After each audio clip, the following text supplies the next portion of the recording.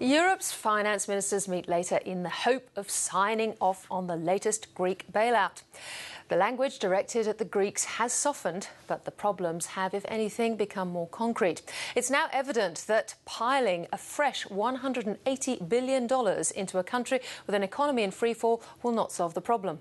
Well, I'm joined from Singapore by Grant Williams. He's strategy advisor at Vulpes Investment Management and the author of investment newsletter, Things That Make You Go, Grant, welcome. Hi, Tiki. Now, before we get to Greece, let me ask you about China, because more easing over the weekend. It's a delicate balance, though, isn't it, trying to engineer a soft landing? Yeah, I think this particular cut caught a few people off guard because of the relatively strong inflation number we saw a couple of weeks ago. But the market jumped on the news, but rather worryingly, it kind of slid off through the rest of the day and closed only slightly in the positive. And then Hong Kong actually finished down. So people are still a little bit concerned about that this may not be enough. That there might be a need for more easing. Yeah, very possibly. I mean, look, they have the means to do it. I think they're just trying to get this just right. It's the Goldilocks story again. They don't want it too hot, they don't want it too cold. It's a very, very tricky thing to pull off. All right, well, we'll keep an eye on that one. Meanwhile, riots again in Greece. I know a finance ministers meeting later today.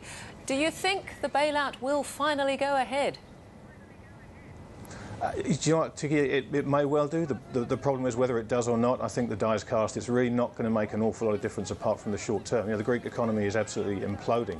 They're $1 billion behind in revenues. After 1 month of the year, they were expecting an 8.9% increase in budget revenues. It came in as a 7% decrease. So to predict what their debt to GDP ratio is going to be in 2020, 8 years out, it is a ludicrous idea. I mean, the economy is absolutely imploding. Unemployment numbers are terrible. And one way or another, it's going to end badly in Greece, I think. If you're right, if it does end up in some form of default, just paint a picture of me of what life would be like in Greece under a default situation. Well, it'll be ugly. The banks will close. The banks will all be closed as they seek to try and figure out what to do. ATMs won't function. People won't be able to get their money out, and that's going to take a certain amount of time to fix.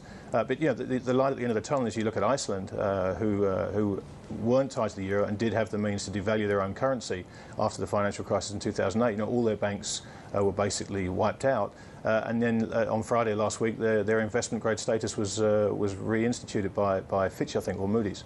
So it just shows you can default if you have the ability to devalue your currency, which Greece currently doesn't have. So realistically, it's in Greece's interest perhaps to leave the euro. It now becomes this tug of war as to do they walk away, are they kicked out? And the language is certainly hardening from the likes of Germany in terms of trying to convince people that the Eurozone is ready for a default more than they were 2 years ago. I don't necessarily think that's the case. Are they ready for a default because the banks have had a lot of help from the ECB to buffer their positions? So the problem that we had only a few weeks ago, contagion, is not there in the same way? Well, in the mindset, it's not there. And I think there's a big problem when you dissipate the fear. That fear keeps people honest in their investments, and if you take away that fear and people do think that everything will be okay when Greece defaults, that's going to be a problem. There's no such thing really as an orderly default of this size. This is going to be the biggest sovereign default of all time, and no one really has any idea how this thing will play out, but it will not be pretty. You say, Greece could come back after a default and look at Iceland. Is that a fair comparison? I mean, should we be comparing it to Iceland, whose actually the comeback has been quite a short turnaround, really?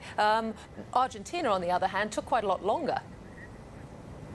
Yeah, that's very, very true. I mean, the point I was trying to make was that Iceland did have it in their power to devalue their currency, which is what Greece needs to do. And while they're chained to the euro, they just don't have that.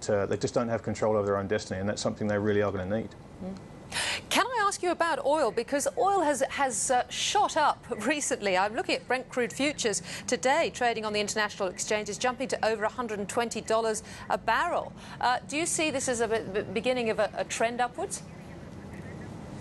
Well, I think people are looking at the monetisation. If you look at central bank balance sheets, China, Europe, the US, the UK particularly, they're all printing money hand over fist. And sooner or later, oil was always going to react to that.